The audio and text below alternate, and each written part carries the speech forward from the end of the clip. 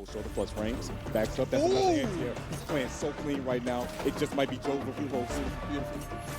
Oh my God, the man just might go flatline. Overhead coming out. The down four. Han smells victory real quick. Wait a minute. This could be all over. Plus 8 once again. Gets shimmy. Too much for him. Trimming with him. Get a bar to work with. That's minus. Oh my goodness. Such an uphill battle here for He's whipping. Pulse right now just to make the confirm. Jumps back, that could be it, and that is going to be it. Han is going to take Level Up Expo 2024 after the reset. No, Ryan! The game is no. The breakaway was perfect. Avoided the TV damage. Moving a little bit. That's like Aquaman, I'm Says scared. neutral. Oh my goodness, I am loving this one from Hunter C. He's not ready to break another throw. Because he blocks so much. I think it's time for the throw. That's like, hey, sex out Hunter C. Skating away. Skating in. Look for anything to react to right now. Playable for both of these two players. Wysham and I need to make something happen right now. If he wants to be able to stay alive, Hamrashid going for the jump and blocking the. There it is! And Hamrashid! Look at the pop-off! Let's go! Taking as much air as the character he played. Nice laser. Catches On the the way. approach. Gotta get the break. Has to.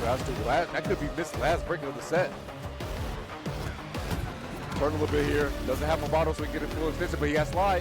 He decides not to use it. Plus frame still. Maintaining pressure. Again. Another Again. one. It's so much. Han is going to be able to take it 3-0 over Miss and get his run back against BNG. Beautiful stuff all around, and unfortunately for Miss, it's going to fall.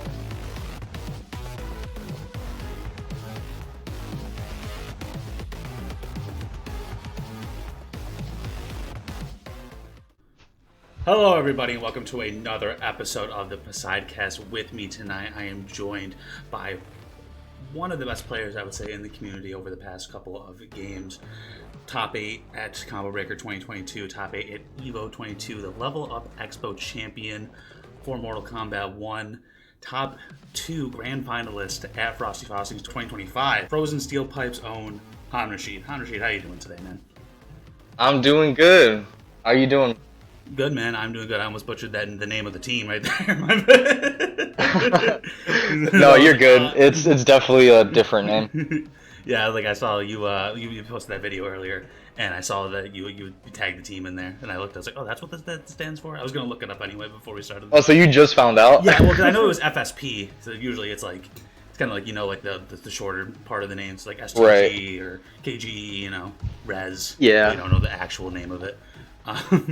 Compared to some of these other sponsors, it's like, oh, that's a cool name, Kingsguard, or S tier S-tier. gaming. Like, oh, that's pretty cool. Yeah.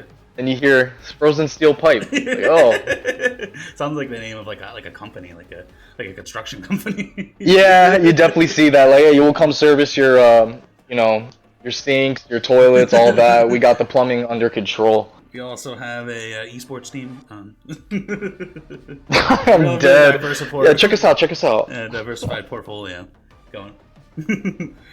So yeah, man, awesome. So you, like I said, you've been around the scene for at least a little bit here. Top aided a few really big events. What was the thing that got you into competitive? I would say fighting games, but specifically Mortal Kombat, and NRS games as well, because I know you did well in Injustice back in the day as well.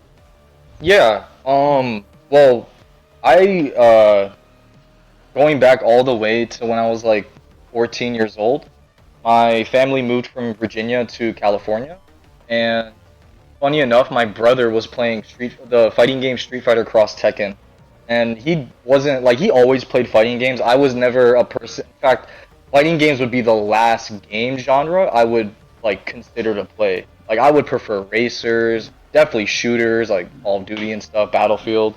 But like I never even touched fighting games like that till I was like around 14. But prior to that, it was like I was like 5-6 years old playing WWEs and stuff. So yeah, like I basically my whole childhood I didn't play fighting games. But my brother, once we moved to California, he made a friend online back in Virginia in a Street Fighter Cross Tekken lobby. So leading up to moving, we found out that he lived in California and was in the area. So he invited us to one of his friend's house. He was hosting a Smash tournament in a garage. Classic. and they were planning to also host Street Fighter Cross Tekken. I know that's like very weird, like just those two games, but yeah, like at the time, Street Fighter Cross Tekken was popular because it just dropped, so that was the reason. And unfortunately, we showed up, and it was literally just him, his friend, and his friend's brother, and that was it for Street Fighter Cross Tekken. But yeah, it was the moment I knew that I wanted to continue doing this was when my friend's brother, his name was Richard. Bless his soul, I haven't talked to him in a very, very long time, but he had the patience to sit down and just teach me the basics without even taking me to the lab. I never had fun in a fighting game leading up to that moment in my life ever. I would just get beat up by my brother as a kid and shit, so that was never fun, and I never really learned. But as he was playing me and going easy on me and telling me what to think about in basic terms, it was just like the addiction hit me. The competitiveness was there. My mind started like going at 100%. Like all these options were coming into my head, and just like, wow. So this is what fighting games are. That was just a little taste, but funny enough, our same friend that was in that area introduced us to a famous local that sadly is no longer going, but back in the day known as Super Arcade. And they hosted WNF, which is Wednesday Night Fights. Yeah, I know. Back in the day, yeah, Alex Valle, huge head in the FGC. And back before he became, as you know, everyone knew him as Mr. Street Fighter, but he ran the local in Southern California.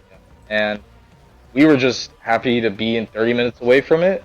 And the moment we got there, I did enter Street Fighter Cross Tekken and stuff like that. But the Injustice 1 scene kind of like they grabbed my eyes, to say the least. They were very hype. It wasn't even that big of a group because the amount of people going for Street Fighter and Tekken was like way bigger. But then you have this small group of Injustice 1 players, like 10, 15 players, that just are having like it seemed like the best time in the venue. So it was hard not to like always look their way. My brother he's more of a outgoing person, personality wise, so he kind of met Slayer and Tyrant at the same time, and I would just follow my brother at the time. I was very young. Wherever he went, I went.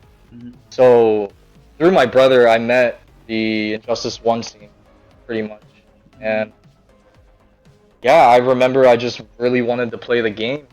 Actually, not to lie, before even going to Super Arcade, there was an event held at a GameWorks arcade, and actually, like, all of the West Coast traveled for that, like Vegas, DJT, MIT. There were some other Vegas, like, known names back in the day, like Flodzilla. It was a big event. I'm trying to remember some other people, but, like, I'm pretty sure Justin Wong and EG Flow went. I'm not too sure. Rest in peace, Flo. But this was a huge tournament when Injustice 1 dropped, and I was only playing Street Fighter Cross Tekken.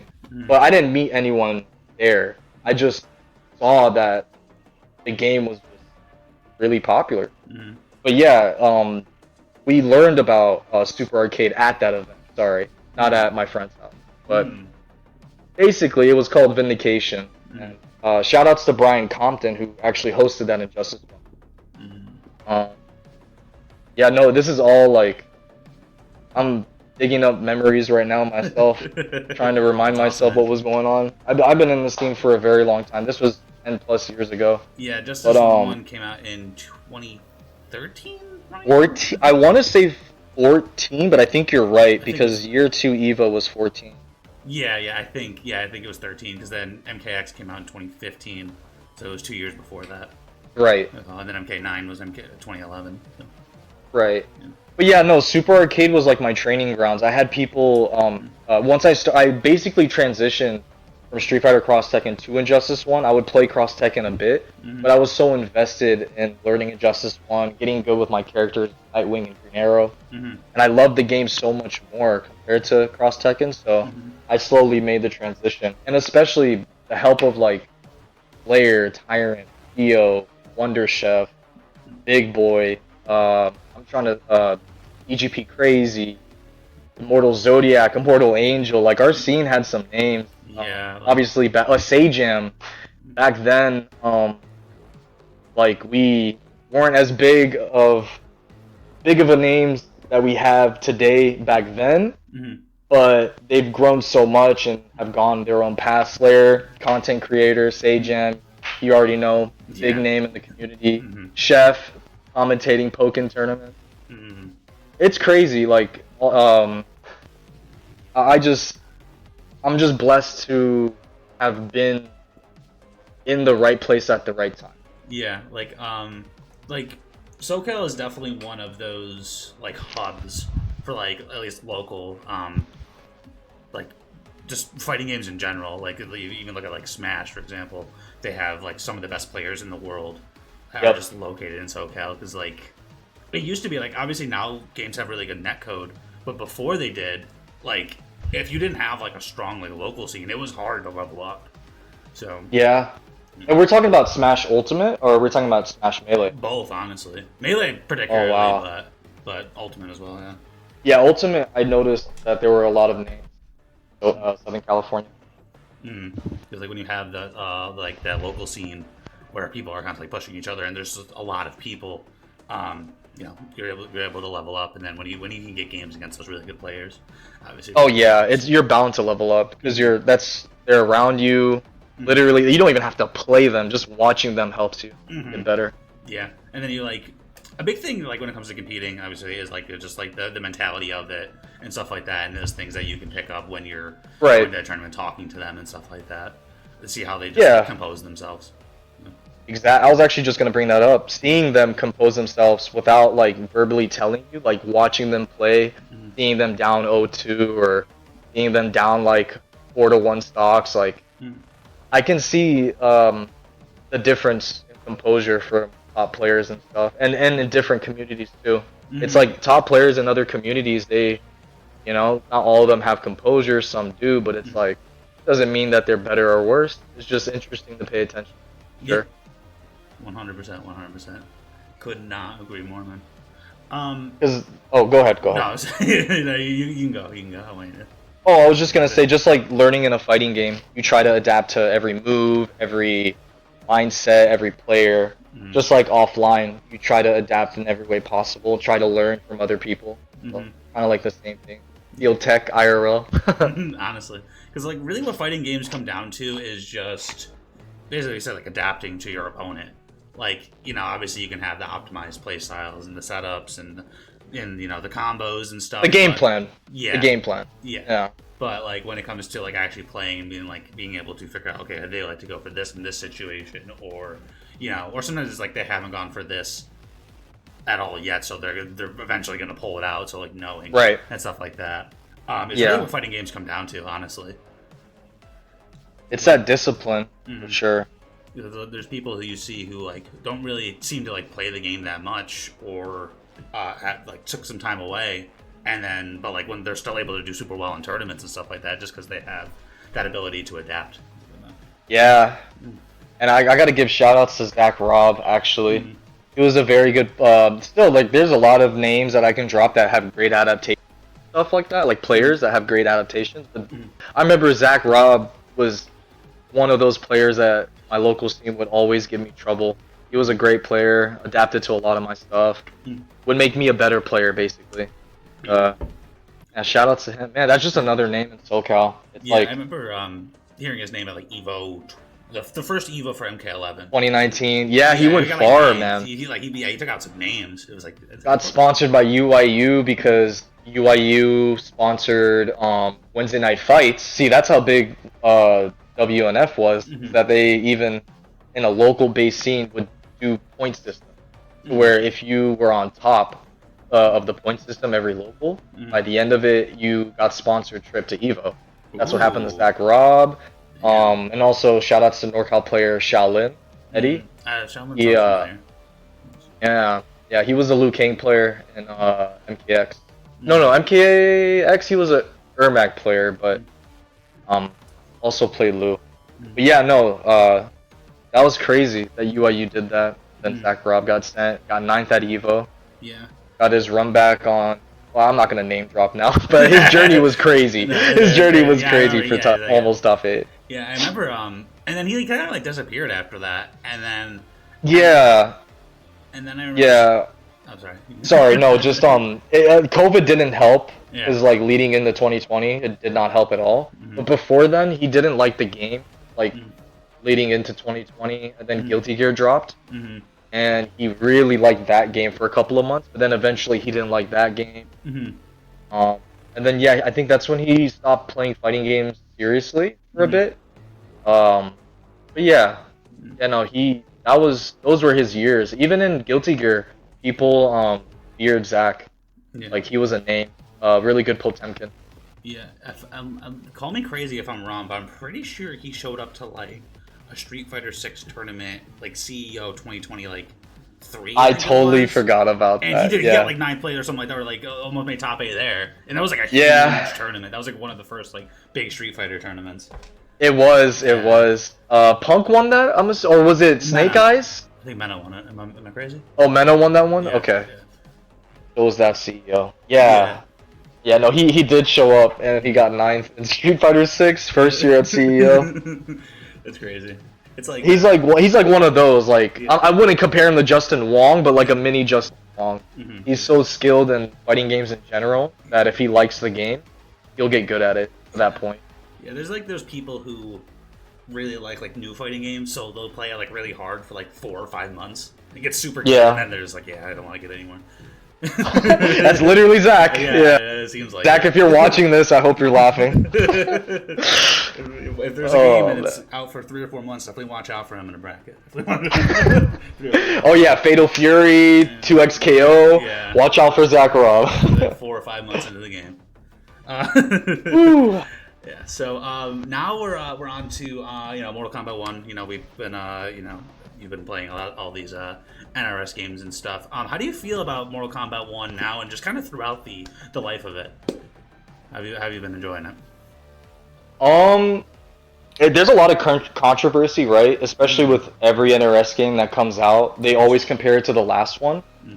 And then people that still hold on to their babies like MKX and MK9 and stuff, which I totally understand. But in my opinion, this game dropped, and I was having so much more fun.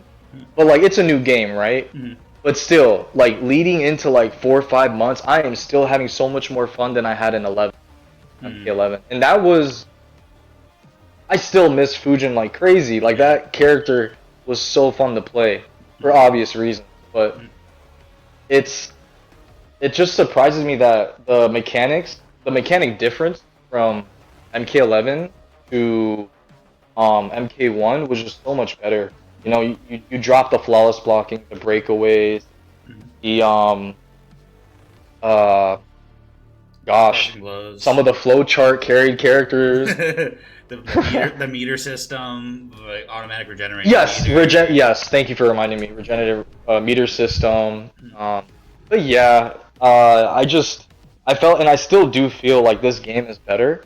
It's just that people have their opinions about assist fighters, and for a lot of the MK community, they've never really played assist fighters. I'm part of that.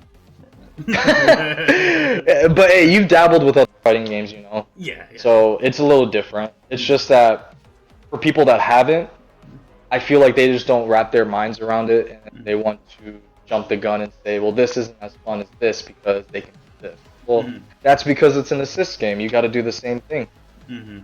But I actually do feel like mechanic-wise, it's a way better game than 11. Probably just every NRS game besides potentially Injustice 2. But that Injustice 2 is a different system. So in my opinion, this is the best competitive MK that's come out. I take away a little bit of credit with this new patch that just dropped. I wish we're in the past patch. With I rather like with Nerf Havoc, that's fine because I main Havoc, but like the last patch was a really good spot. I feel like this patch they overbuffed some things, so that's why I feel like it's less balanced compared to last patch. But I think last patch was the best patch for this. Yeah, no, I really minus Havoc. Yeah, minus Havoc. Yeah. Yeah, I mean, they didn't really. They touched Havoc again in this patch, right? But it was still nothing like crazy. Like It was another like, slap on the wrist. Yeah. he just keeps getting these like slap on the wrists. I feel like they might just lay the hammer because that was what kind of was happening with Peacemaker. It was like okay, slap on the wrist, slap on the wrist, Yeah. and then they, boom, just fucking took everything. Same with Homelander. Yeah. But Homelander is a little different. They just made a really good character that's hard to nerf. Yeah. It is what it is. Yeah, without like stripping it away, and that's not what you want to do. You don't want to just take away what the character can do. You want to just kind of tone it down a bit, but it's hard, you know. People overlook the difficulty of just balancing a game, especially when you want to give characters personality, especially in a game that really is around like special moves and stuff. Like because like cameos too, it's just special moves, right? Yeah. So yeah, there's definitely more special moves on the screen and more play like ass play, if you know what I mean. Yeah. Do unsafe into you can't press. Yeah. Because I have a cameo. Yeah, there was times where that was really prevalent, and they kind of like it's still there, but it's not as bad because it used to be like the Cyrax would just do something Cyrax. That was like Cyrax. Do something Striker. Do something Striker. And then, Exactly, because that was the next meta after Cyrax getting hurt. Yeah. And then I think that meta was gone except for like Goro teams. Then there was like Johnny Goro, Melina Goro. Trying to think of other teams, but then they came out with Sector Double Missile. Yeah, which great. I think they balanced it pretty well. Yeah. It's not as egregious. Yeah, it's not. But they also made it a viable cameo. So. Yeah, because Sector was pretty bad. I was on Sector when the game first came out, and with Reptile. Yeah, with Reptile, and it was just like, why not just use Striker? Just you can do the same game plan, only better. Yeah. Because like you couldn't really. But now it's like, why not use Movado? yeah, that's why not use Movado, or I mean, I've been using Sonya. We know. We know. You get the Reptile Sonya specialist over here. What can I say? You know. Hey, with the delayed back 3 and like the slow normals, that overhead's gonna hit. Yeah, it's gonna hit at some point. It's a lot of fun. It's but that's kind of, you know, we talk about, you know, the fact that it's an assist fighter. It really allows you to have personality. Like, yeah, you can obviously play the meta teams. You can play the Havoc Movados. You can play the Homelander Pharahs. You can play the Ermac Janets. But, you know, it does allow for a lot of personality when you don't want to do that. When you want to, you know, deviate off a little bit. Like we saw Busman win Frosties with Havoc Jax. Still a strong team, you know. Very strong team, yeah. You know, there's new. Well, that's the thing about this game. Sorry to cut you off, Poseidon, but what I see is a lot of people not using more teams. Like they'll jump to a new character and then use the meta team with that character, but they really should experiment and explore more with their teams, in my opinion.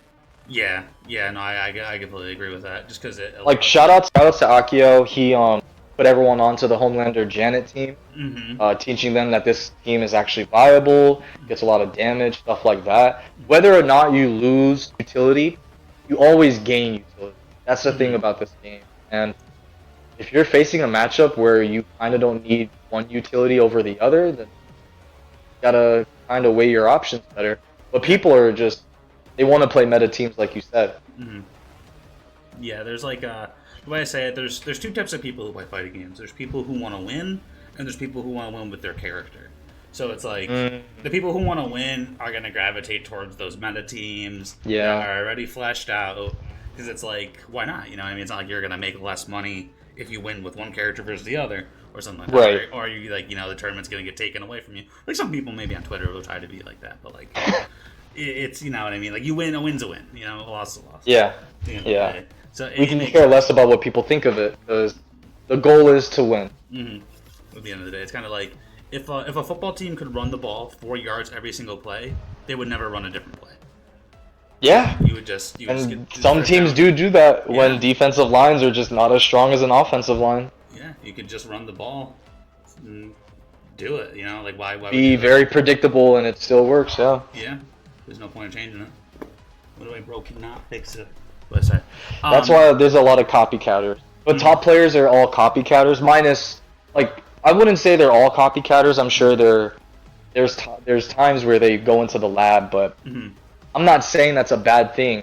If you want to be a top player, you kind of have to copycat. We can't all learn everything about the game ourselves, Mm-hmm. and we really do have to steal stuff from other players that show what the character can do or your own character so that we can all implement. It's really important because, in my opinion, that's one of the reasons why I'm here today. That I just copy everything about my character from everyone, and I try to just mesh it with what I think is my character's game plan, basically. Mm-hmm. No, 100%. I think that's the good way to go about it. Watching other people 100% is a really, really good way to improve. That's just a general like thing, but it's also just quicker and easier. You know what I mean? Like it's just Definitely is easier, yeah. And on top of that, like we could always go back and watch our film, but it's so hard to watch a loss. You know what I mean? It is. It really does. Like there's times where I really want to go back and watch it. It's just like, oh, it's so heartbreaking. It's like, oh, Like I played so like bad. ass. Like I Yeah. played so bad. So many bad decisions. Like, why'd I do that? Yeah, we're not gonna watch that. There was a regional I went to for MK. I was game 5 against Ludi, and Oh yeah, okay. and I had full bar like breakaway. We were both like a last hit situation, and I don't know why I shot amplified force ball, and he immediately just did something through it and hit me, and I couldn't break, and I died. Oh And I my was just god. like, bro, like it was just like. It was a comfort force ball? Yeah, it was just like, yeah, exactly. It's like one of those, like, I'm trying to cover the options and stuff like that. And it was, Yeah, like, looking and you back, read it was that. like, why did I spend the bar? Like, it's just like, I have this bar to break away, I can do something else. But it's Yep. like, you know, resource management, that's one of the aspects of the fighting games these days in general. A lot of these games have meter and stuff like that. So. Oh yeah. I would it kind of reminds me of Injustice 2 because resources in Injustice 2 was based around traits. Mm-hmm. And traits in that game, like for instance Dexstar or Batman trait, like it's utility. So same thing with this game. You can really like you can kill yourself without having the right utility. Well, now you have the option to change utility. To an extent, but it's like I know what you mean. It's you can't just play one way or the other, and I felt like it was more like that in MK11, more flowcharty, more just autopilot pressure type stuff. Yeah. But when the game has more defensive options or better neutral options, I definitely look towards stuff like that, or give it more praise because I'm trying to compete too. Because if I have to play against a character that's a single player game, then what's the point of picking up the sticks? You know? Yeah. honestly, I agree with that. And Injustice 2 was great. I didn't realize that because I've been hosting Injustice 2 tournaments like bi-weekly, and You're still doing that? yeah, still do those. Yep. Crazy, right? Okay, I'm gonna download it again. Oh really? You should. I want to play the scene. Yeah, I'm curious about these necros, but continue. Yeah, usually there's been people who kind of like popped in, and what always happens, they show up and they get kind of bodied, and then they leave. Not to say that you're gonna do that, but it's No, just it's like, it's well, like, oh, most man, likely because yeah. our ego gets deflated after that, you know. Yeah, because these guys these guys have been playing the game since it's come out. Like they'll be Yeah, they MK love DLC. the game. Yeah, there'll be a new MK DLC, and they'll be streaming Injustice 2. Like exactly. Yeah, like yeah. So Oops, sorry. There's one guy who's won every single tournament. Who he showed up to at least. There's a couple. Wong Phoenix? No, Vero. Noodles? Wait, who? There's a guy named Vero. Who does he use? He uses everyone basically. Oh my Like, god. he showed up. He was like, yeah, I've been playing Black Canary for a couple of days. I'm just gonna try it out. You know, I'll probably switch off when I lose, and won the tournament. Black Canary. Oh my god. A Black Canary won the tournament? Yeah, dude. Like he just reacts to everything. It's just like you're just watching him. You can just see him. He's ready for every option. Yeah, every option. He just understands it. Stuff like that. Knows how to play all these characters. And because I love to see players like that because they basically, like I said, going back to the copycat, they're giving you like a visual, like textbook, word for word, page to page way on how to play your character, or at least a matchup. 100%. So whenever I saw the Chileans play, like Fujin, I learned so much for them and their risk reward and stuff like that. It's always like really nice to see that kind of play. Oh yeah, absolutely. And even like That's why I'm actually curious to see the Black Canary at like top level play. Yeah, I mean, I can link you the tournament after if you want. Because send it my way. I'm gonna watch like top 3 probably. Yeah, because he actually has only dropped one set ever too, which is crazy to think about. Because not only has he won every tournament, and it was that tournament, he won game 5, and ended up losing, and then brought it back in the grands, and ended up winning. Yeah. And he went down like 0-2, like I think like 1 or 2 times, and stuck with Black Canary and brought it back. He was like, "Yeah, no, I got this figured out," and then fucking did, and then He went against his own words though. He said once he loses, yeah. He even said it. I was like, Vero, you're gonna play this character the whole time.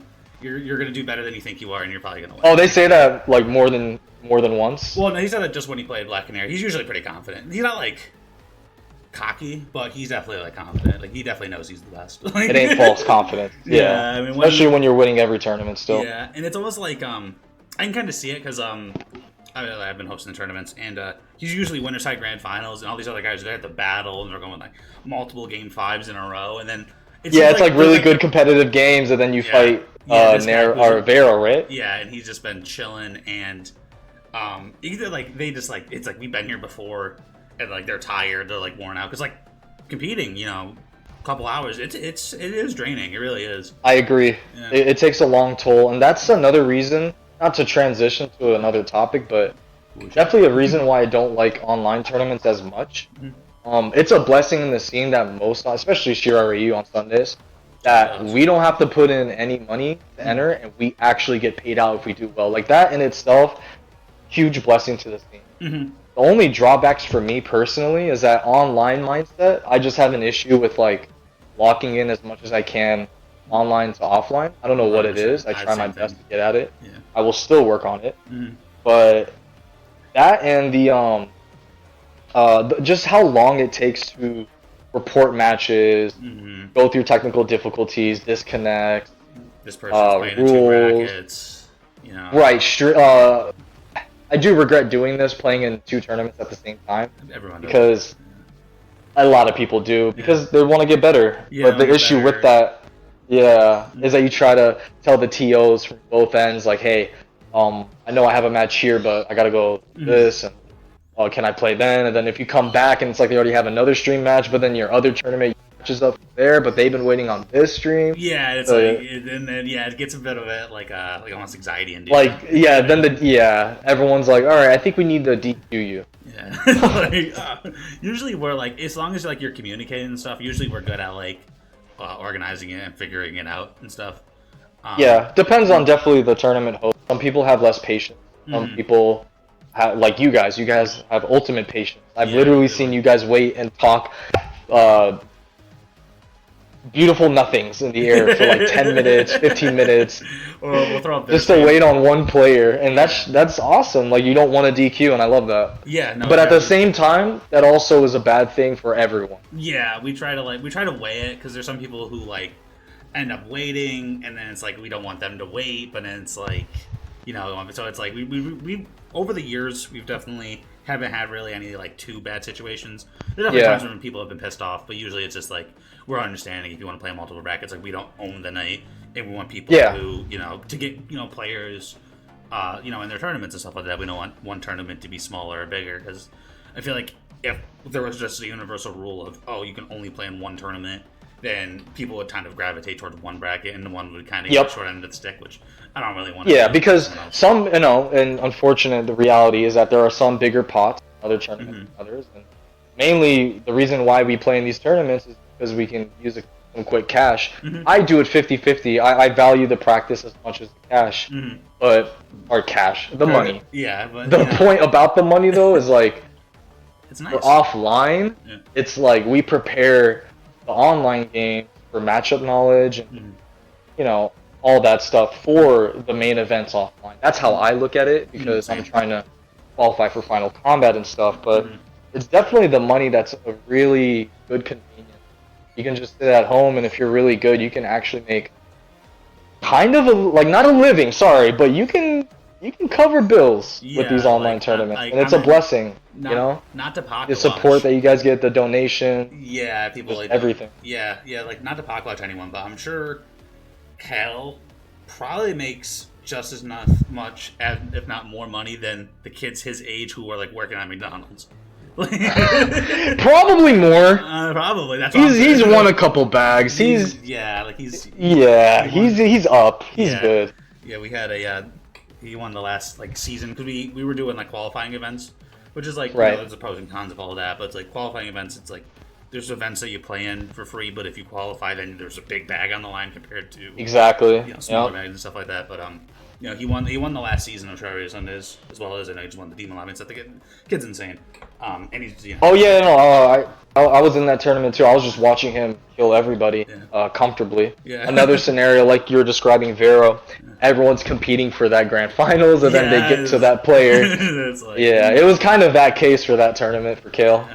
So I'm happy for him. Yeah, it's so cool watching Kale because I feel like, he's like, because obviously it's like you watch like the young kid, it's like wow, he's like a project, wow, that's so incredible. But it's almost like he almost doesn't even know better, doesn't even know enough about life to like be like nervous. Yeah, yeah. Like you take him outside of the game, and his skills compared to in game are just not comparable. Yeah. No, I'm not trying to throw shade, but he's still young. Yeah, and like, Yeah, no, just. I guess you could say, like, seeing someone at that age still... I mean, I played at that age, going to locals and stuff, so it's great to see not only him going, but Online Tony, his dad bringing him, teaching him about, where he... Not where he grew up, but, like, you know what I mean? Like, local playing offline, that was a big part of his life as well, and I'm glad that he's teaching him the importance of just going offline, also conversing with players, proper etiquette, building the mindset, or like being part of the community, seeing that development before our eyes. I've already seen a little bit of character development. Maybe it might be from the ego of winning all these events, but he was more quiet in the beginning. The first local I seen him, but he's now he's friends with a lot of us now, and he's just more comfortable with the scene, and I'm happy about that. Especially with him going to Texas, I want him to be in his element, feel comfortable, so he can play at his best. And that's good that his dad brought him to these locals to get a feel of basically what it's going to be like at, this weekend for Texas. Yeah, I mean, he was at Evo, and he did pretty good at Evo. He did. I keep forgetting that he actually went to Evo, but he did great. He got 17th with Baraka Lau, pre-patch Lau. Yeah, that's crazy. Yeah, it is. Even though Baraka is like slept on character, not. You think so? Yeah, I agree. I think he's slept on. It's hard to explain, but I think it's about set play. Yeah, he's the ultimate strike throw character of this game. Yep. Because it's like. Yep. In a game where, because like now it's like the mix-ups are kind of like cameo, like. I mean, and stuff. Ermac might be Ermac might take the cake on that. True, especially Ermac Janet. I'm talking about just strictly like, is he gonna strike or is he gonna throw? But like that actually is true with Ermac. Once he gets in, like it's just. You really gotta be careful with your button presses. Yeah, and then he gets so hard. Yeah, you're right. It's definitely Ermac, but. I mean, I don't blame you. There's a lot of characters who do really good strike throw, like Liu Kang. People sleep on Liu Kang as well. Liu Kang is, I think, a slept-on character. There's not a lot of people on him. Kind of boring. I can kind of see it. He might be the most boring character in the game. Yeah. Weirdly enough. Which I'm not gonna go on a whole tangent about that, but he was once like the coolest character in the game. Not opinion based. Like his move list and moves and combos, like in MKX. Yeah, he was very swaggy in X. Yeah. Very swaggy. Then you compare him to this game, it's like. It's like a Fisher Price version. Yeah, he's good zoning and like good strike throw, throw combos and stuff. But it's like, it's not incredibly saucy.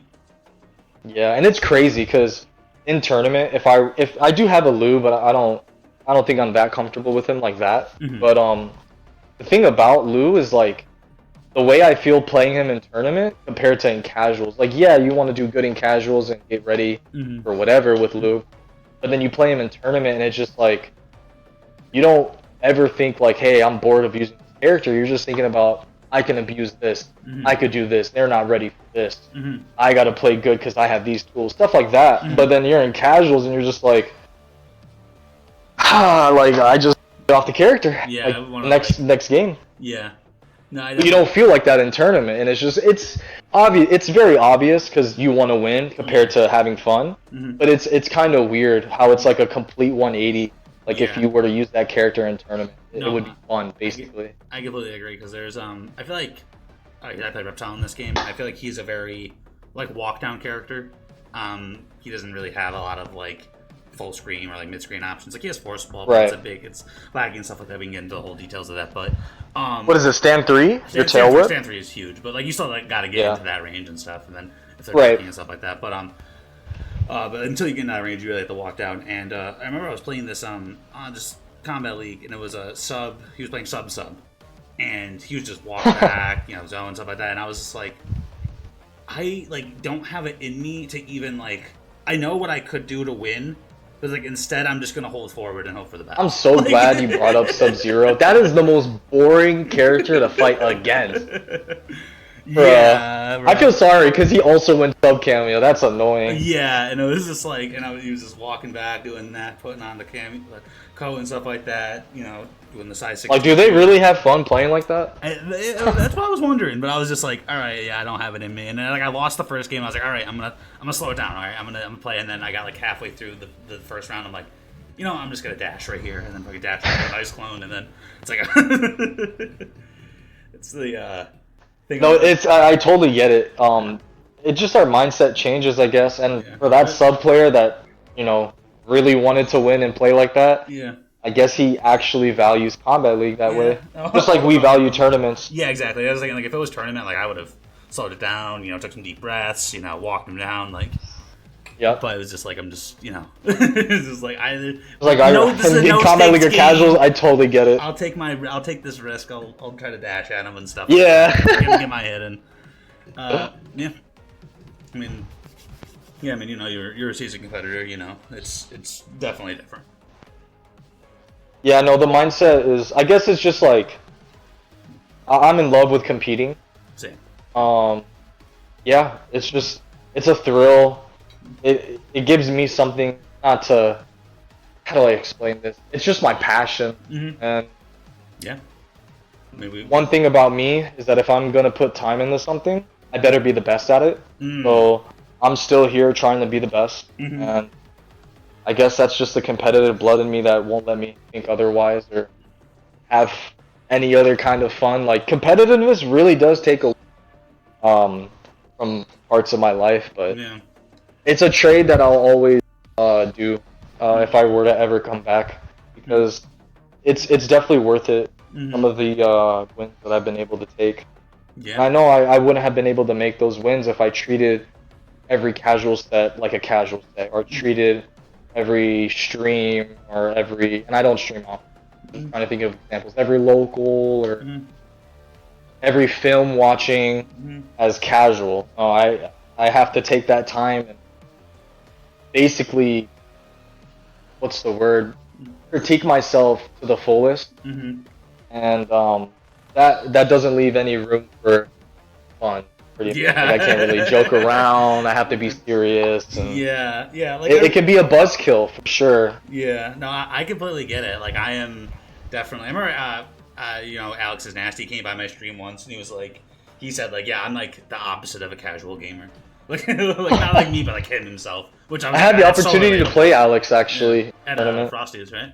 Or and I can, for only talking with him a bit, and like, I guess just like body language and the things he didn't say, the things he did say. Yeah. I can tell the way he treats the game. Yeah. He was definitely talking to me after our set about like things he couldn't do, things he wanted to do, things I did right, stuff like that. He was running them options with me, and I was like, yeah, like, dang, you really like, your shit. yeah. No, he's definitely like a lab monster, someone who like really breaks the game down, right, into like the options and stuff like that. He literally like the best example is he literally flew into Frosty's like Thursday night and then took. I already know what you're gonna say, yeah, but took go a ahead. Friday night flight home. Like he literally came, flew in, played the tournament, left. Like I think once he heard that Frosty's the 1-day tournament for MK, he was like, all right, bet. Yeah. He booked a flight for Let me just look at my flights real quick. Yeah. He literally, because there was like a patch came out like really right before that, didn't it? Was it a couple days that week? He was literally. It was the Raiko Star nerf, the Katana back fan projectile buff. The Raiden buff that's like not really a buff, it's just there. Yeah. And the Havoc, even though you can get a lot of damage from that. Yeah. but it's like unpractical.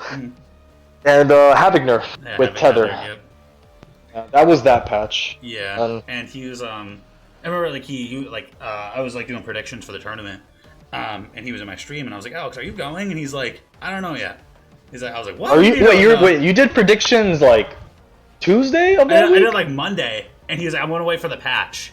I'm like, bro. Are you serious? Like, was he afraid of Cyrax getting nerfed? Yeah, or? he's like, all right, Cyrex is fine. Okay, I'm booking my flight. Like, Are you, bruh? Like, I respect the grind. Yeah. I actually respect that. Yeah. He's like, I just want this top 8, man. I just want top 8. I was like, that's fair, man. That man is straight business. Like, that's how I want to treat everything, but at the same time, the personality in me, there's just too much fun at these events. And that's what I love about offline. Yeah. Really looking forward to seeing you again, seeing all the homies, more people that I haven't seen since last year. Yeah. It's gonna be fun. Yeah. Frosties was honestly one of the most fun times I've had at a offline tournament. Like, I've been to a decent amount, and I've had a lot of fun at them. But like, it was just, Frosties. Like, yeah, it was just the hanging out with the community. The KGE house. Yeah, exactly. Everything. The same thing again. I'm actually staying at the KGE house for Texas Showdown, but Oh, nice. over again. Wait, but you're DG, so isn't Gambler and Wise DG? Yeah, they are. I don't know. Are they? I don't know. Interesting. Okay. Yeah, we did. I know they're both from Texas, so. Oh yeah, obviously. Yeah, so I don't know like how far away. Texas is a huge state, so I'm assuming they probably still like are staying at a hotel or whatever. But yeah, I usually Right. just book my own stuff. Yeah. And yeah. So yeah, it was cool and fun.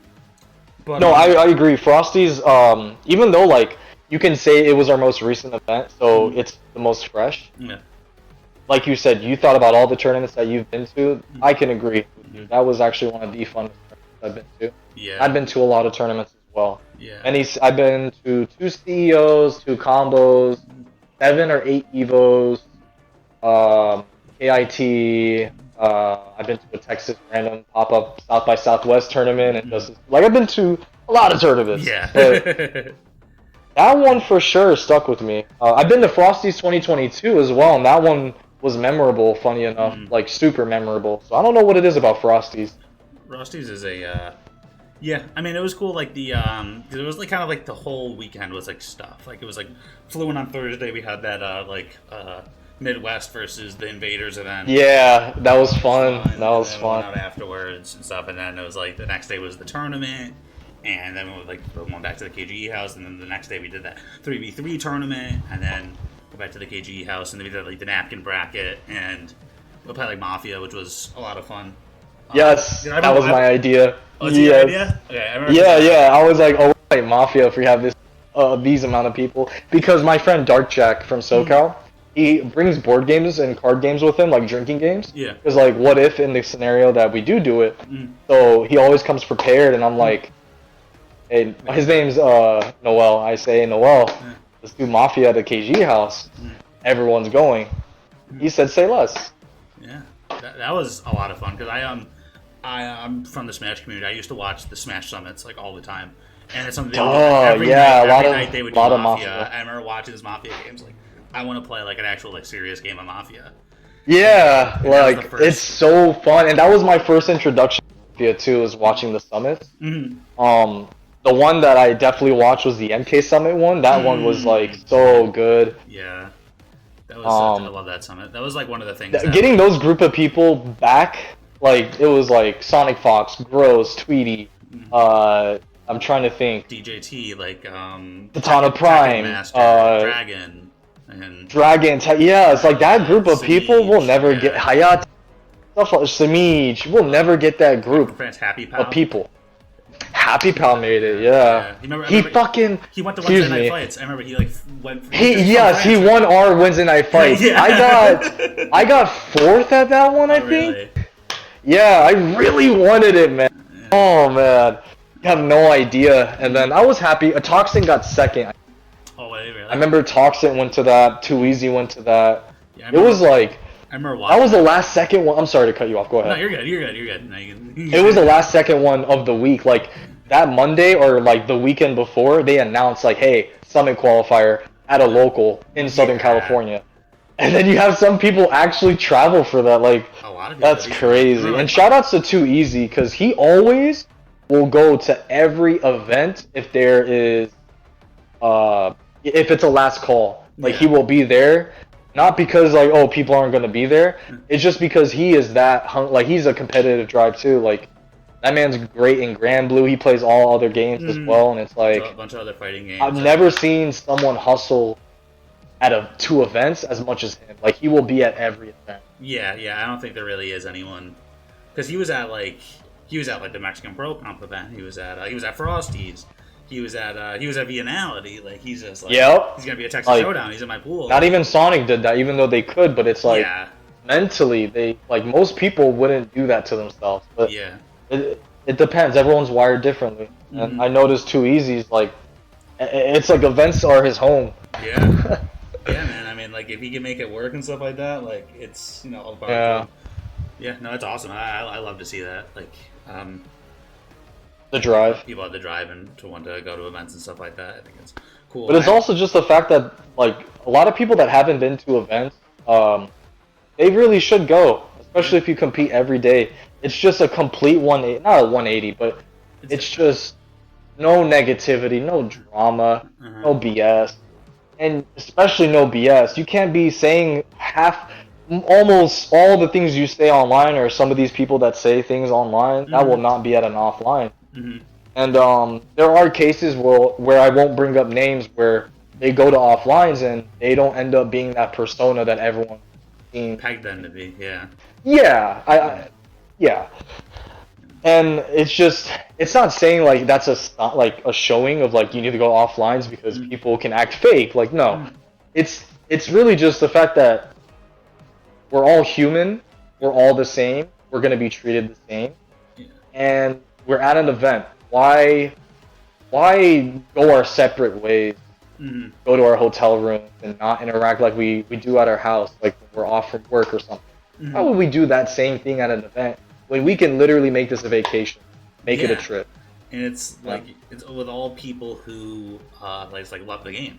You know what I mean? People who exactly. You get that, and I love learning so much more about these people outside of the game. Awesome. Yeah, no, it's great. It's like, this is what the community is, because it's like, we think about the NRS or the MK community isn't, you know, NRS, the people who make the game. It's the people who play the game. It's the people who show up to the tournaments. It's the people who host the tournaments. 100%. Who make all this stuff happen. And it's great. And, you know, the ultimate way to be a part of it, it's like, you know, being a part of the community is the house, then your local or like going to offlines is like the foundation. And I also want to give a quick shout outs to my local in general, Riverside Game Labs. I want to give a shout out to Black Links for hosting Sunday Fun Days, and also Paul Lee. These guys have literally helped me. Like, without these locals, I would have to be driving an hour plus. Instead, I'm driving 20 minutes, and twice a month I get offline games with great players. Without these guys, I will not be performing as well as I am, or we'll see leading up to Pro Comps, but as I did. Yeah, so definitely want to give a quick shout outs to them. But yeah, local scenes, just for Kale example, like this is going to be his second offline, but he's definitely going to be more just himself. That's the thing. People are not comfortable when they don't go to offlines, or that's like their first time, unless, you know, depends on like what they do as a living and stuff. But yeah, most people I notice that they don't go to offlines. They're very uncomfortable to open up, and not saying that everyone's an introvert, but to be honest, almost all gamers are kind of introverts. Yeah, no, 100%. There's definitely that's definitely something that's common. They're not very sociable and stuff. Yeah, so I feel like the offlines bring out the best out of everyone. That's how I look at it. 100%. And that's how I want to see the community, that light. 100%, man. I could not agree more, man.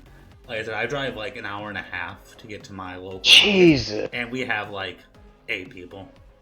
Like, you know, like, and like, so like we had like, there's some really good players out here, not to call anyone out, but we had like Sumio, Ludi, Kerbo. Yep. I've seen those top 3 pictures. Yeah, those are all like guys who are local, but Kerbo's like going to like dentist school and stuff, so he's super busy, so he doesn't always show up, and Yeah. Looney and Zunio and stuff, they don't always show up. Like there's tournaments where last one I went to, like none of them showed up too. But it's like I understand it can be hard, and not everyone's has the ability to prioritize it or can even make it. So obviously if you can't, don't feel pressure too. But if you can, Yeah. it's a great time. It's a great way. It's a great way to get better. And if people show up, it's how you build the community. Because not to kind of take over here, but I play Super Smash Bros. Melee. I've been competing for a while, Yep. and I hosted the local Smash tournaments here for years. Okay.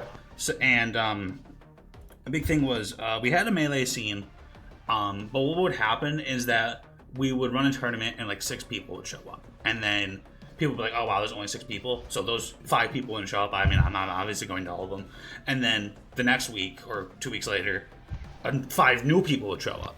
And it would be like, oh wow, there's only 6 people here, and it's like it would constantly happen where we would have like 30 people in the region, but like we couldn't get them all to show up on the same time, and then they would get deterred and stuff like that. Yeah, and then it's like they don't see the potential value of getting offline games with that kind of players, but maybe start a group chat. Yeah, anything. That was something that was a little while ago. Now, there's tournaments at Syracuse University, which is the university near where I live. And good. So you're not nearly driving an hour. And now for my Melee locals, I drive like 5 minutes. Oh, right, because we're talking about MK right now. But back then when you hosted, when I hosted Smash, that would be what happened. It would be show. Oh, for MK locals, those have been gone for a while. In terms of like good dedication, man. 5 minute down. I'm glad that you're It's not like you're not running something right now. SRS. Yeah. You're still going after content creation. And stuff like that. So, but yeah, that's good that you're doing that for real, and I'm glad that you've been consistent all the way from back then. Well, thank you. I just feel like I said like I don't want to be where, because it's funny. When they were hosting MK when MK1 first came out, where I'm at the Smash tournament. Yeah. At the Smash tournament they were hosted like it was monthlies. Right. And the first couple were pretty good, and then they slowed down, and then. I caught COVID January 2024. You caught COVID? I caught COVID in January 2024. First time I ever caught it.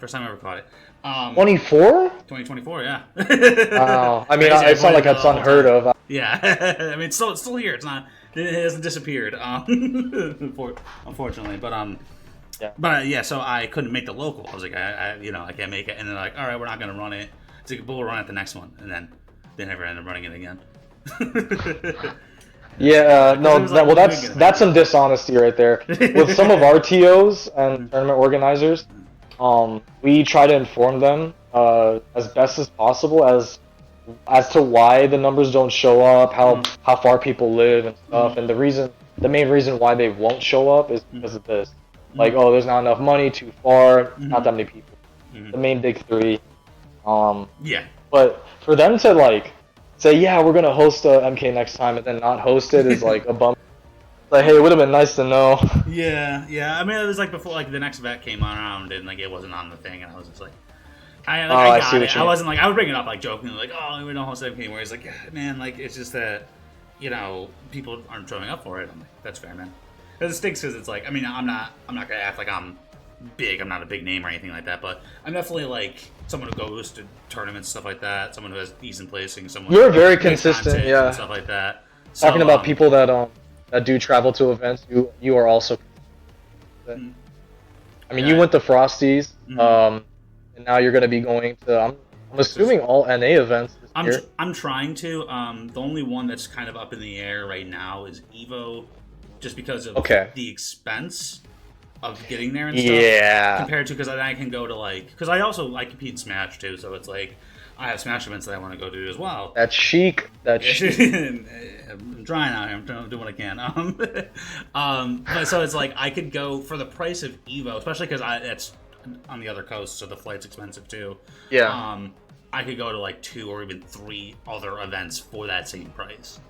So it's like, and Evo's such a big event. There's so many people going and stuff, and like I've been like, it's funny. I went, not to go on a tangent, but I went to Final Combat, or I went to Last Chance Qualifier because it was up in Toronto, which is like 2 hours away from me. So. Oh, okay. So this past Final Combat qualifier. Yeah, so I went to LCQ, and I just sit down. And I just like, hey, we want to run some games to some guy. We're playing games. He's Sindel Sector, This is before the sector got buffed and stuff.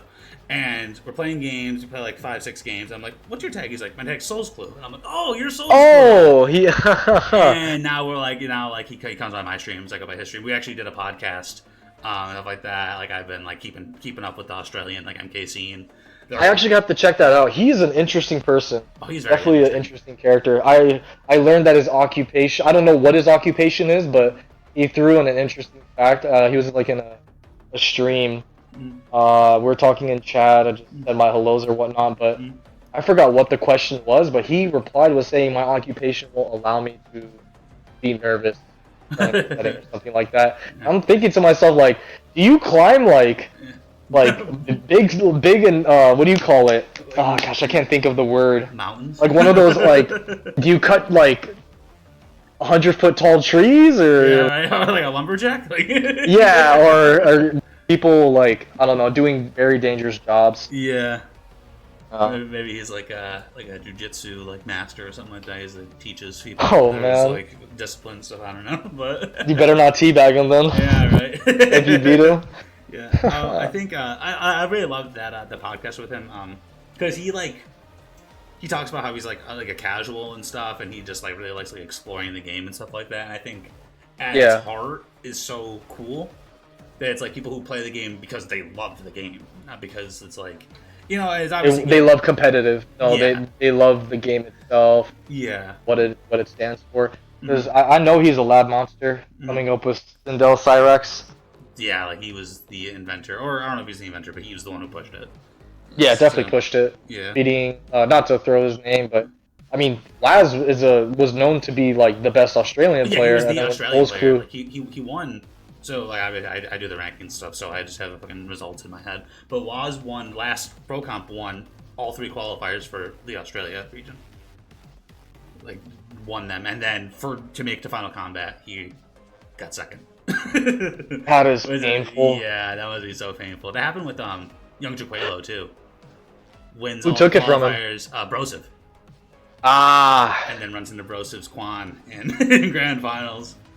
And so man. it's like that must be like so like man. I know. Because it's just like you're getting lamed out as they're taking the dub from you. Yeah, like no. It's like, you definitely know how that feels as a reptile player. Yeah. I've been there. I've definitely been there.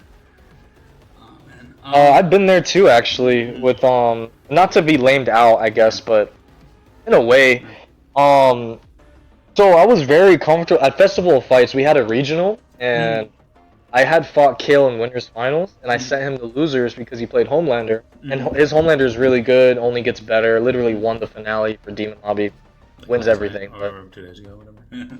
Right, and I came to that regional prepared for his Homelander, and I did come successful. Leading in the grand finals, he comes back, makes it. We're 1-1, no reset. It's just 1-1. And when I take the game, he just whips out Kung Lao Sector. Now, mind you, pre-patch Lao, I was like, you can name the best Kung Lao ever. I don't care who it is. I will beat them. I did not care. Pre-patch Lao was not an issue for me. A lot of people complained about his armor and stuff like that. Just that character was not even on the character list for me. Especially if I play Raiko or Havoc, it's really polarizing for his favor. But Kale, I didn't think. Well, I guess leading into the new patch, I didn't think I need to lab him. I know he got a new hat move. That was about it. Yeah. But I didn't think teaming up with the newly buffed Sector, and then the Air Lao hat, and just the new armor move. Those 3 changing, and just those 3 things changing changed his whole game plan in general. And I got swept. I literally got 5-0'd. And I didn't even come close to I think I got 1 round within getting 5-0'd.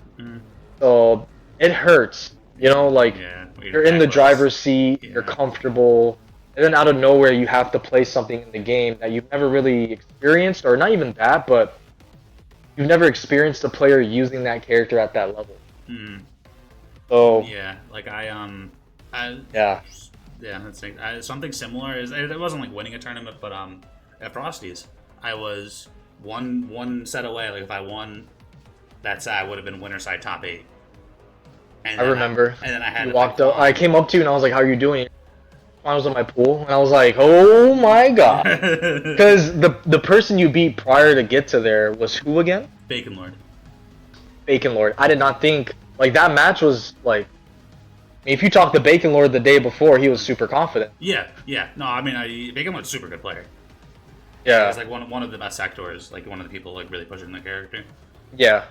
And it was a huge upset when I heard that. I was happy for you, man. And then continue. Yeah, and then I had to play Woolander, Quan, and we played the team battle before, and I just got destroyed by Zupa's Quan.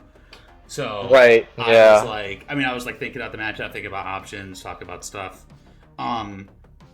But yeah, it was just like I just like was falling flat. Like I couldn't get anything. I was like, if I won a round, it was because like I really clutched it out and like brought it back. And then it's kind of a long story. I had to play my Smash pool. Like you know how like we only had 4 setups, so it was like kind of running late. Yeah. So I literally had my Smash pool starting. I had to go there, check in, go over, play Woolander, go to my Smash pool, play my Smash set. I lost like my first Smash set. I had like a DQ, and then so I was in round 2, and I had to play someone I lost game 3, like last hit. Oh my god! And you Then come back to your loser set in MK1. MK to make loser side top 8, play Zupa. You got double eliminated by Quan? Yeah, exactly. Yeah, double eliminated by Quan. Oh my god! Yeah, it was rough. I was playing so good too, and it was just like this matchup that like I wasn't too good at, wasn't too familiar with. The thing is, like I play like one of the most characters I play like outside of Reptiles, Quan. One of the characters I labbed against most Quan was characters I prepared. Like I played like a super long set with Chico before going to Frosties, and it was just like good. When it came down to it, fucking just couldn't make. I just like everything was wrong. Like I couldn't make right reads, and it was like everything they were getting their game plans going on happened. Go back, lose that set, go back, play Smash, lose another game 3 last hit set, Smash, and then I was done. It was literally going from I'm winner side about like 1 set away from to winner side top 8, and still have Smash to out of both tournaments in like the span of like 20 minutes. 0 and 4, 0 and 4 in the blink of an eye. Yeah. Shit happens, rough. That shit does happen, and like, oh man, that's why I don't want to enter more than 1 tournament because my ego still lives and I like take a loss. Because like they had, because I don't really play like Smash Ultimate like too much anymore because they didn't have Melee, they had Ultimate. I used to run the local, but like after I stopped running that, I really stopped playing the game basically. But I was like, I like entering multiple tournaments just because I like having something to do, you know what I mean, having like an event to enter and stuff. So it's like. It was like the only other game I really played was Smash Ultimate. So I was like, all right, I went to like a local and stuff. I entered like a couple tournaments before going to Frosties. And I was like, all right, like I can still like, I play Luigi, it's not that hard. There's 80 some odd matchups and everyone's going to know the Luigi matchup. And Luigi has some cheese. Like you just grab the person. You could literally kill like, doesn't his grab have a lot of percent? Like, you have like basically a touch of death off a grab at like low percent. At like after 30? No, like, before. They're like you grab them at 0, you can kill them. Like what? Yeah, like Smash is a fucked up game, man. Oh, I know it is, but I didn't. Grab was like that. Yeah, like it depends on characters and stuff like that, but it's like it's simple combo. You can combo, true combo. They get like there's things like Smash DI, which so it's like you can like technically get out of the combo if you DI right. Yeah, directional influence. But then there's mix-ups and stuff to go on that, so it's like it's a bunch of layers and stuff. But and then OSs to cover if they go. Yeah. It's a fun game. The second combat pack kind of or DLC pack kind of ruined the game for me. Because of the way the characters played. Not Cloud, was it? No, Cloud. That was that was the Joker. 4. Cloud. Smash 4 DLC was Cloud and Bayonetta and stuff, and then Ultimate was like Minecraft Steve, Sephiroth, Min, Sora, just all like the worst characters in the world to fight against. Yeah. I know what you mean. I hate Steve too. Steve was. I play Smash casually. I have not played it in a very long time, but it's usually when I go offline to a friend's house. Usually Big Boy. I have not talked to or hung out with Tyron in a very long minute. He's a father now, busy man. But when Smash Ultimate came out, it was like definitely a fighting game that we would play for a couple of weeks because it was like we don't want to play. I think at the time was Injustice 2, or it was in between the dead period of Injustice 2 and MK11. Mm-hmm. So we were just like, yeah, I don't want to really play this, so let's just play some Smash. And I really hated Incineroar because Tyrant just loved command grab characters, and I did not know how to get. Yeah, that was stuff. And I know he's bad, so it was like annoying to lose. Yeah. And every day I remember, like, I would sleep over at Big Boy's house days, and we'd all sleep over, have a good night, hang out, wake up next morning, get games. But it was different this time. We wake up, get games in Smash, Yeah. and it's just like, this feels a little weird, but it's crazy that I was as competitive as I was in Smash at the time, not like level wise, but trying to get good, Yeah. as I am today in my regular MK. Mm. It's funny. It was a good time. Taking breaks from your main fighting game is good. Yeah. I think it is good. I think I like having a little bit. I know I'm like the same way as you. We talked about like you're not a casual gamer. Like I'm basically the same way. Like I have a friend who like gets like the newer games, like play like Monster Hunter. Like you should get Monster Hunter.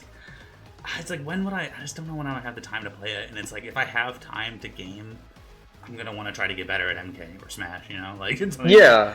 So it's and the thing is you can save time trying to get better at fighting games when applying the fundamentals to another fighting game. Yeah. So if you're trying to learn like Monster Hunter, then you jump to I don't know a Dark Souls game. I don't know.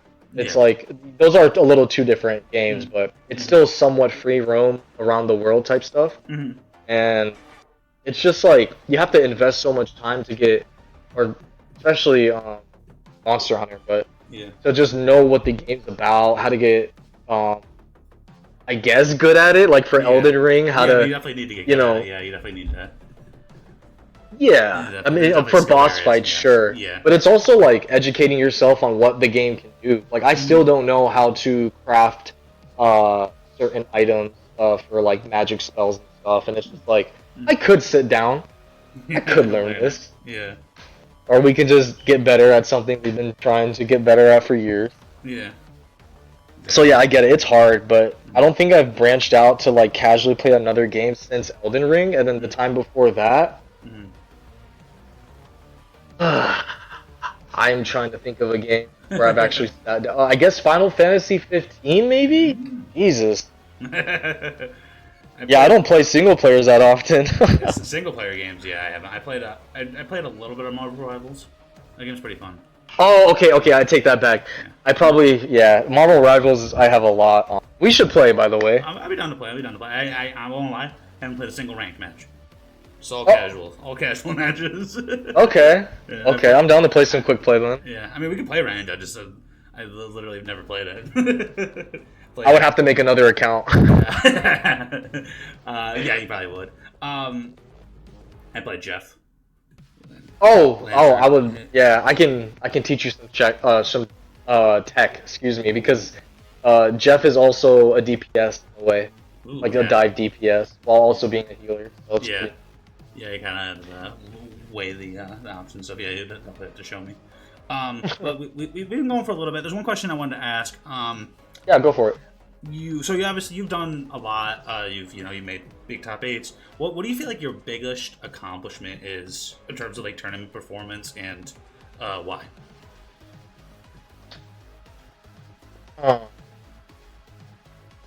That's a good question because it's hard to value between 3 events that are in my mind. You can bring those 3 events up and talk about them a little bit if you want. Sure. So, Evo for sure, because not only was that the first major I've ever been to, and not only is that like kind of like my backyard major tournament, like I literally drive there. It's Evo. Yeah. Like everyone tries to like that is the world class tournament for every fighting game. That's that stage. Minus every game's like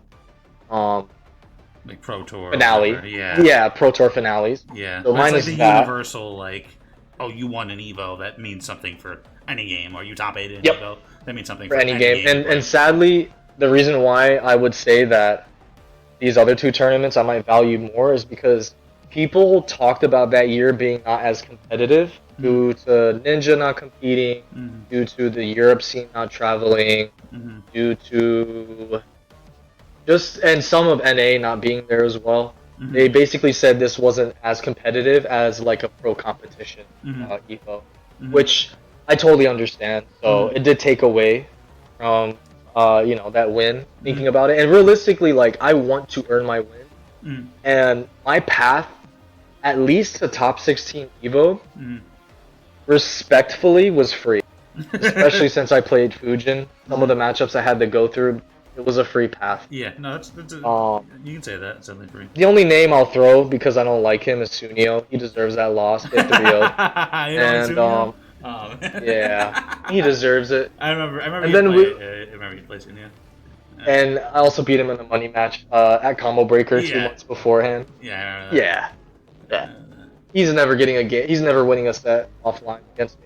Anyways, so Combo Breaker, that one I would say on paper was the most impressive run because I lost to Aztec in winners finals of my pool.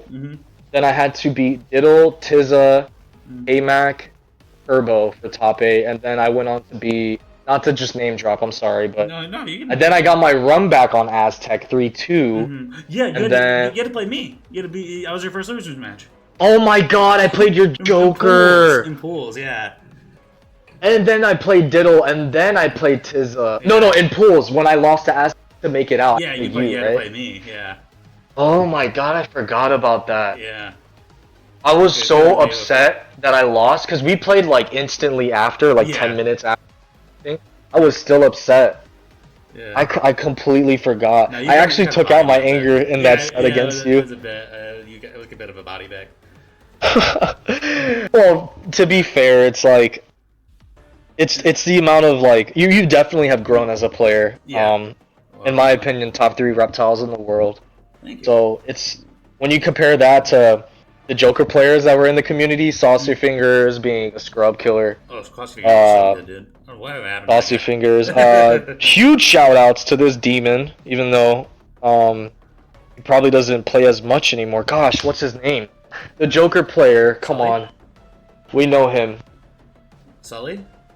Sully, thank you, Sully OP. Yeah. Yeah, like he so was like really, really good with that character. Good, But anyways, yeah, no, I to make it out, it was, yeah. I had to fight you right after losing the Aztec. Yeah, and then it turned into Diddle, Tizza, K-Mac, Turbo, into run back on Aztec, into Gur, and to 2-2 with Rewind, almost fighting the Chileans after. Yeah. So I felt like that run was just like, on paper, my most like satisfying tournament run ever. It's just so crazy. And then, go ahead. That I literally lost in pools. I didn't make it out of pools, and the person I lost to in pools got 4th place at the tournament. Yeah, you just go 20 fingers like, hey, I didn't lose to that guy because I didn't think so. Yeah. Oh my god. Yeah. You're not that type of person, Sidon, but if you start, oh my god, I would die laughing. Oh my god. But yeah, and then the last event is Vegas, my first actual tournament win, but not an actual like pro comp or not a. There was a fat prize pool for that tournament, though, right? Like. Yeah, there was a like, 5K. Yeah, it was like not that many times, but there was a lot of like good players. Even like Chris G was there, I remember. And he's free. Chris G. I mean, like he's just like he's got those fighting game fundamentals, so I don't think he really plays. He does, but he also is just an idiot. I love it. So, like, I love it. He's like, I'm free. Yeah. I'm never losing to that guy. As long No, I sadly have, but he's still an idiot. Yeah, that's fair. Yeah. Anyways, yeah, no, there were names, and I was actually really happy that my teammate now, Sino, shout outs to him, he was able to make that top 8 for his debut, like showing, minus our local scene. But yeah, no, there was Full Auto, Pulse, Gambler, DJT, me, Sizoth, yeah, Sizoth as well got in there. Slayer, Slayer was there. Too easy, of course. Too easy as well, yeah. I think I remember that. No, look, like for a tournament like that, you would think like, oh, I'll top 8, top 4, because that's where the good matches are. No, there was good matches before top 8. Yeah. Every match to qualify in the top 8, those matches were really good. Winner side and loser side. it was unfortunate that they didn't stream that, but Yeah, I mean, it's even with like Yeah. Frosties, where it's like we're just like in a little corner of like the back. that's right. 4 setups, and like there's like these crazy matches happening. People are popping off. People are playing these sweaty sets, and it's just like none of it was streamed. Shoutouts to Beamcell. Oh my god, his pop-offs were unhinged. Character, man. Oh my god, I thought he was honestly gonna turn into Dialogue and start chucking chairs. Oh my gosh, that's a dialogue, dude. That guy's awesome. Yeah, he is. I'm looking forward to seeing him play at Texas. Seeing his pop-offs. Dude, he's so good at fucking just fighting games in general. It's another guy who's like just super good at fighting games. Yeah, I'm sure you heard about his Evo run first year at Street Fighter. Yeah, dude, the fucking like dude shows up Street Fighter 2023 Evo, biggest like 7,000 people, gets to like 33rd. Some shit like that. Beats Nephew. And he beat 2 no names. Yeah. I know he beat Nephew, and I forgot the other top player he beat, but like, god damn, bro, like you're an NRS player. Yeah, he's you're not even that good at the time. Yeah. Like you would not place like that. In like we would not. Okay, he would be as good as like 33rd and MK or 25th back then. Yeah. MK 11. But for a Street Fighter, for him to do that, we all like. Yeah, we were all shocked. We found out that day for sure. Shout out to Foxy too. He made top 128. He got, I think, top 96 or top 128 with Chun Li. He did really well. Foxy's also insane. Yeah, very insane. Let's watch. All right, man. Well, I think I took enough of your time. Is there anything that you felt like you thought maybe I would ask, or anything that you want to say? Any shout outs or anything you want to do? Oh yeah, definitely shout outs to my sponsor, Frozen Steel Pipe FSP. Since joining the team, I just basically the word love. Like they've shown nothing but love. I felt that comfort going to events, being covered comfortably by them. That's awesome. Man. Getting the emotional support, even my doubts, talking to them about like I don't want to. There's superstitions of mine like leading up to. For example, my video just dropped. I was thinking about posting that way earlier because I don't want that to be still in people's heads, and then there's a bigger target on my back, stuff like that. Yeah. But I talk to them about stuff like that, about like things that honestly I shouldn't care about. Yeah. They'll reassure me about so many things and make me feel good. And just the thing is I met my manager and also my teammate. Now, I met both my teammates, FSP Deuce, FSP Sino. One Deuce is a Jamie player from our scene, now a Luke player, very good, and Sino plays both. And I met all of them, my manager as well. I met all of them prior to getting picked up. They were just at my scene, and the way we, not just us, but the Street Fighter local scene and the NRS local scene blended so well because both of our games played at the same time, but we basically, like, even people we didn't know each other's yet, those people's names, we didn't know them yet, like, we would still have conversations with them because we've been around them so much and we've seen their pop-offs and stuff, and you know, we just being around in our local scene, like, we basically grew together, like the Street Fighter scene and the NRS right now.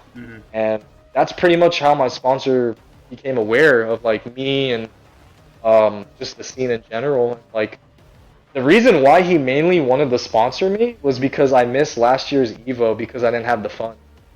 And I had just won Level Up Expo. Yeah, and they were like, how does that make sense? like how do you not enter Evo? You just want a bag. Like, hey, life happens, man. It's life, man. Life happens, yeah. But yeah, no, very great people. I'm glad that they gave me a chance. I already gave a special shout outs to my local Black Links in Paul. Shout outs to the SoCal scene, just in general, all the people. My friends, basically, outside of my one high school friend that I'm still friends with, my best friend. But besides him, literally, I would not have any other friends. So. The whole SoCal scene, I love those guys. They are funny people, and I would never change them for any other scene. I knew I had another shout out, but gosh. Shout out to Poseidon for having me on Poseidcast. Yeah, no, shout outs to you, my guy, bro. I would not even be on here if we were cool like that. Yeah. And obviously, you think of me as a good player, and Yeah. I appreciate that. Not everyone does. You It's do. pretty I crazy to appreciate think your that. value in that. Yeah, it's just to go off, but I remember when I first got into the community, like I don't know, like I would play Smash, and then I had my whole story. I told this story 1,000 times, but basically went to Combo Breaker 2018, played Smash, saw Injustice 2, started like fell in love with the competitive aspect, watched all those tournaments, got in competitive MK11. So I was watching all the tournaments. I remember seeing you. It was like a destroyer. I think it was a destroyer tournament. Either it was him or he was commentating it. It might have been War of the Gods. I think it was something like that. I think it was for MK11 though. Then Destroyer most likely. Yeah, say MK11. And there was a bunch of like I remember seeing people like Koizi, like Tsunami, competing. I remember seeing your name. You played Liu Kang, I think. And, So this was early yeah, MK. it's early Wow. MK11. Yeah, because I was watching Yeah. MK11 when it first came out because I was still like I would go to tournaments. I was like skill wise casual because I've never competed in an NRS game before, so I just did Right, especially transitioning watching from everything. Smash. Yeah, it was completely different. It was like the lessons and stuff you learn. It's like there's lessons that translate over. Like there's certain movement things I do specifically in MK that I learned from Smash, and then there's certain things like respecting frame data and stuff. Like Smash is a game where you really like frame data can like change out like a dime, like depending on how like low you do. Oh yeah, I know tippers and stuff like that. Yeah, exactly. Like like the frame data can change so much to the point where it's almost like a non-factor in a way, but it's like, it still is. But like I honestly didn't think about it until I started playing fighting games. I'm like, oh, like I can't grab like in Melee, I can't grab Falcon Knee because it's plus on block. So shield. So if I try to grab it, I'm gonna look like a Dumbo, and then I'm gonna get hit really hard. He just fucking hands like a truck. So it's like, oh, I can't grab Peach Fair because if they do it low enough, it's plus, and then I'm not gonna be able to grab them and stuff like that. So And it's just a straight up mix. Yeah. There's a lot of mix in that game. Movement mix. It's understanding if they're plus or not mix. Yeah, exactly. Like it's just like aerial shield poking. That's like a thing. Yeah. Shield pressure. Yeah, because you get pushback on shield poke. Yeah, it depends.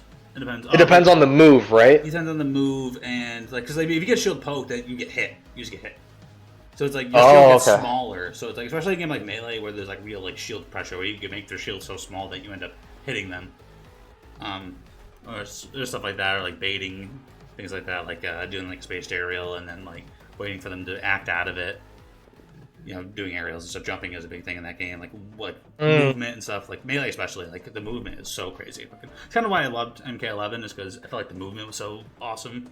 There's a certain character like Joker. I fucking loved. Dude. Wave dash. No, I had a pocket Joker. That character was. Oh yeah, I remember your Joker. Sick. Yeah. That character was like probably third funnest character in that game for me personally, and then it would be Spawn and then Fujin on top. Yeah, I love all those characters as well.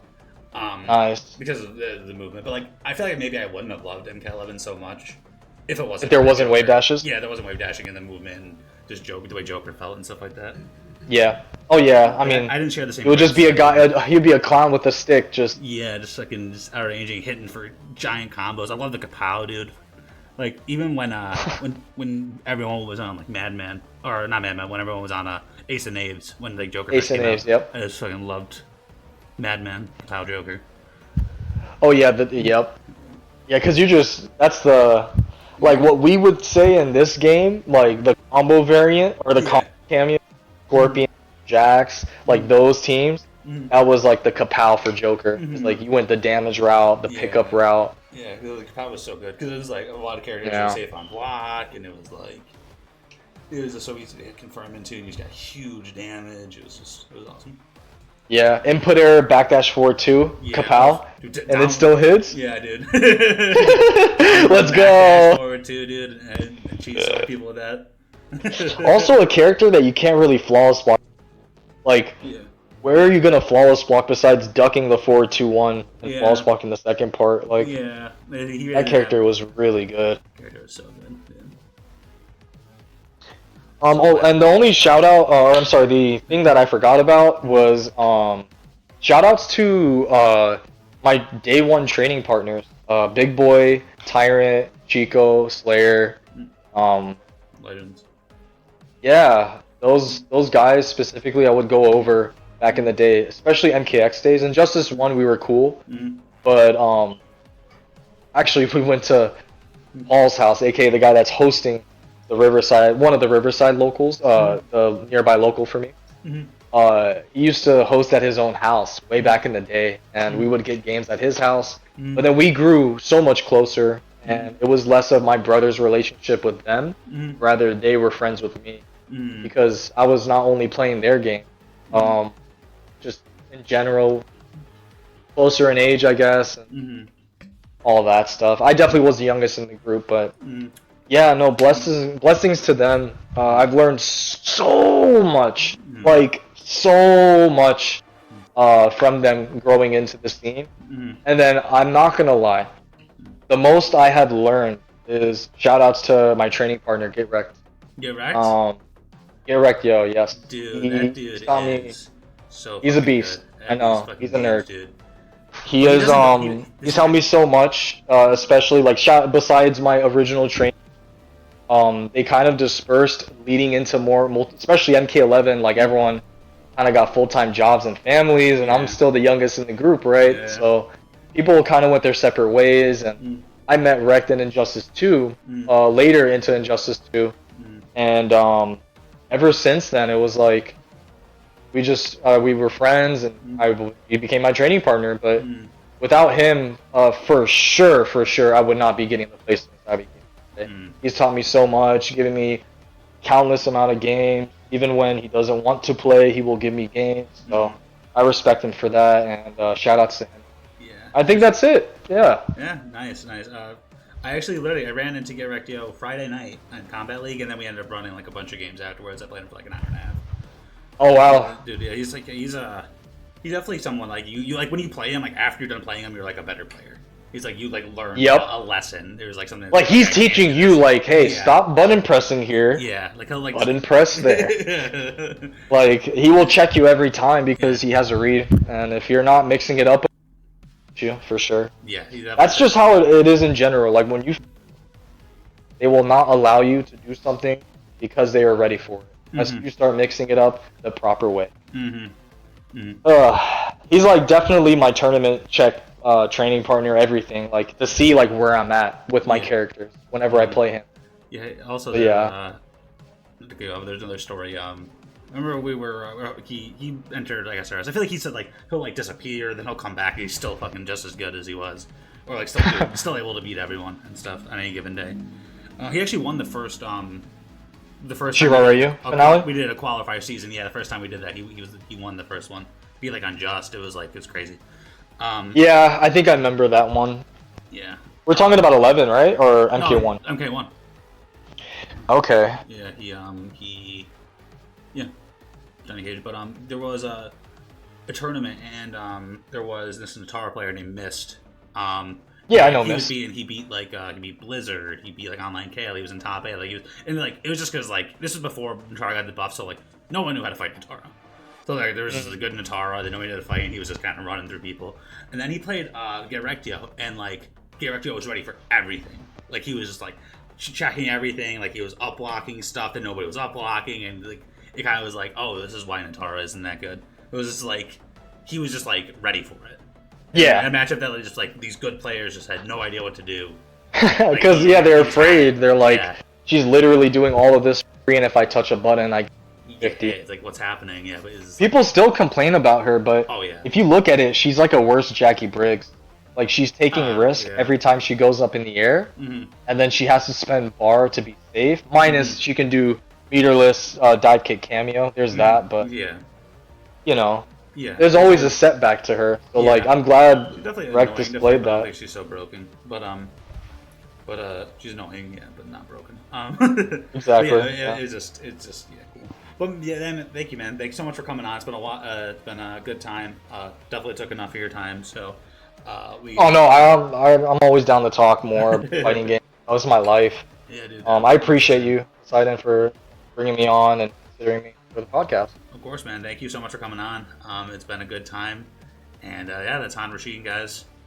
Definitely make sure to go follow, leave some links in the description, social media and stuff like that. Definitely make sure to follow Han. Join him on his journey. He's going to be going to Texas Showdown, probably, I'm assuming, some other pro comp events as well.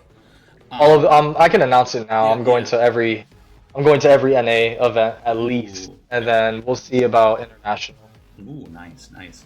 Yeah. Well, sounds good, man. That's awesome. But yeah, I'll leave links to social media and stuff so you guys can follow him on his journey.